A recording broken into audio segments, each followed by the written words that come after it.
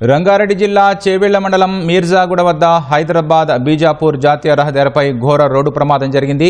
ఇక మరిన్ని వివరాలు మా ప్రతినిధి రంగారావు నుండి తెలుసుకుందాం. రంగారావు, చెప్పండి, ప్రభుత్వం యంత్రాంగం ఎవరైనా ఘటనా స్థలికి పంపించిందా? ఎలాంటి సహాయక చర్యలు చేపట్టారు? కాన్పూర్ నుంచి హైదరాబాద్ వస్తున్నటువంటి Congress depot RTC bus Mirzapur వద్ద ఘోర ప్రమాదానికి గురైంది. ఈ ప్రమాదంలో దాదాపు 15 మంది మృతి చెందారు. అందులో 2 డ్రైవర్లు, మరో 13 మంది ప్రయాణికులు ఉన్నారు. ఘటనా స్థలికి ఇప్పటికే స్థానిక అధికారులంతా బయలుదేరి వెళ్లారు. అక్కడ 3 జేసీబీల సహాయంతో కంకర లోడుతో ఉన్నటువంటి టిప్పర్ బస్ పై పడింది. దీంతో ప్రమాదం జరిగింది. బస్సు మొత్తం నుజ్జునుజ్జున్నట్లుగా మనకు ప్రమాద విషయాలు స్పష్టంగా కనబడుతున్నాయి. అయితే ఈ జేసీబీ సహాయంతో బస్సును పక్కకు తీసేందుకు ప్రయత్నిస్తున్నారు. అదే సమయంలో అక్కడ సహాయ చర్యలో పాల్గొంటున్నటువంటి స్థానిక సిఐ పైన కూడా జేసీబీ వెళ్ళడం జరిగింది. దీంతో అతను కూడా గాయపడ్డాడు తీవ్రంగా. క్షతగాత్రులు అంతా కూడా చేవెళ్ల ప్రభుత్వ ఆసుపత్రికి తరలించారు. క్షతగాత్రుల సంఖ్య కూడా దాదాపు 25 మంది వరకు ఉంది. 15 మంది మృతి చెందారు. వీరందరికీ క్షతగాత్రులకు ప్రాథమిక చికిత్స చేస్తున్నారు. అక్కడి నుంచి స్థానిక హైదరాబాద్ తరలించేందుకు అధికారులు యంత్రాంగం ఏర్పాటు చేస్తున్నారు. స్థానిక ఎంఆర్ఓ, అదేవిధంగా ఇతర ఉన్నతాధికారులు అంతా కూడా ఘటనా స్థలికి వెళ్లారు. అదేవిధంగా చేవెళ్లకు సంబంధించిన పోలీస్ సిబ్బంది, అదేవిధంగా వైద్య సిబ్బంది కూడా ఈ ఘటనా స్థలికి వెళ్లి సహాయ కార్యక్రమాల్లో ముమ్మరంగా పాల్గొంటున్నారు. కానీ మృతుల సంఖ్య ఇంకా పెరిగే అవకాశం కనబడుతుంది. ఎందుకంటే బస్సులో దాదాపు 70 మంది ప్రయాణికులు ఉన్నారు. కాన్పూర్ నుంచి హైదరాబాద్ వస్తుంది. ఉదయం బస్సు ఇది. మొదటగా కాన్పూర్ నుంచి బయలుదేరే బస్సు.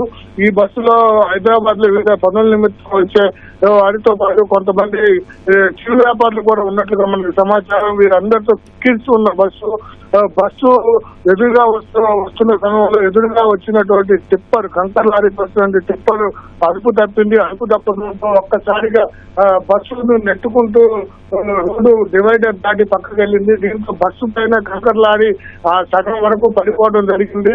దీంతో ప్రయాణికులకు తీవ్ర గాయాలయ్యాయి. ప్రమాద సమయంలో బస్సులో 2 డ్రైవర్లు ఉన్నారు. 2 డ్రైవర్లు కూడా అక్కడికక్కడే మృతి చెందడం జరిగింది. మరో 13 మంది అక్కడికక్కడే మృతి చెందినట్టుగా తెలుస్తుంది. ఇప్పటికే మనకి మృతుల సంఖ్య కూడా పెరుగుతుంది. 13 కాస్త డ్రైవర్లతో కాకుండా 15 మంది ప్రయాణికులు మరణించినట్లుగా మనకి సమాచారం అందుతుంది. అంటే మొత్తం 17 మంది ఈ ఘటనలో మృతి చెందడం జరిగింది. స్థానిక అధికారులు, అదేవిధంగా రంగారెడ్డి జిల్లా కలెక్టర్ కూడా ఉంటున్న ఘటనా స్థలికి బయలుదేరి వెళ్తున్నారు.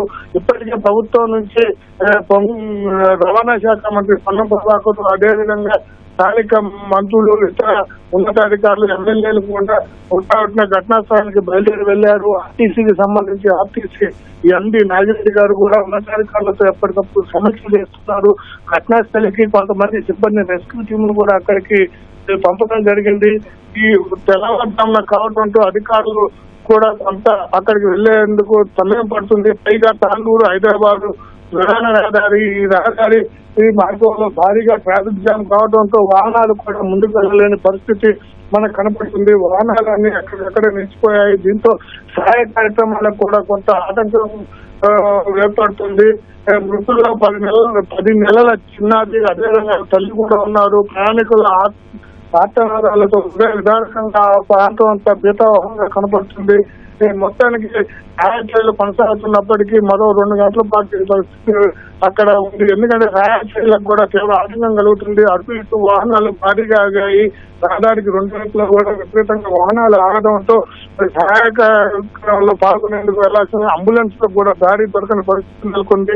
అయినప్పటికీ పోలీసులు క్షతగాత్రులను తమ చేతుల పైన స్థానికుల సహాయంతో పక్కకు తీసుకొస్తున్నారు. ఆసుపత్రికి తరలిస్తున్నారు. క్షతగాత్రులకు అక్కడ చికిత్స నడుస్తుంది. అయితే వారిని క్షతగాత్రులను అక్కడి నుంచి హైదరాబాద్ తరలించి ప్రత్యేక ఏర్పాటు చేస్తున్నట్లుగా మనకు అధికారులు చెప్తున్నారు.